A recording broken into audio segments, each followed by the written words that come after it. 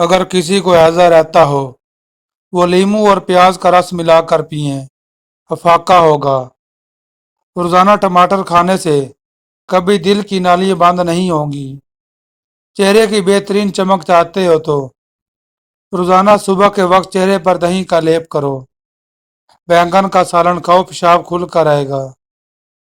शहद और नमक से दांत साफ करें, आपके दांत चमक उठेंगे। सुलह के वक्त पुरानी बातों को ना दोहराओ, वरना सुलह नहीं जंग होगी। जो औरत सादा चीजें पसंद करती है, ऐसी औरत वफादार होती है। दूध में पुदीना मिक्स करके पी लिया करो, इससे दिमागी कमजोरी दूर हो जाती है।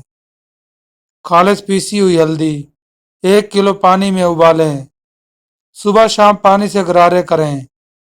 इंशाल्लाह हलक और जुबान के छाले बिल्कुल ठीक हो जाएंगे।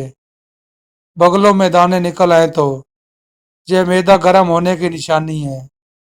निहार मुंह फालसे खाने से मैदे की तेजाबियत हमेशा के लिए खत्म हो जाती है। फालसे का रस पीने से मैदा ठंडा रहता है। जो खरबूजा या तरबूज ज्यादा खाता है, उसके बदन में पानी की कमी पूरी हो जाती है।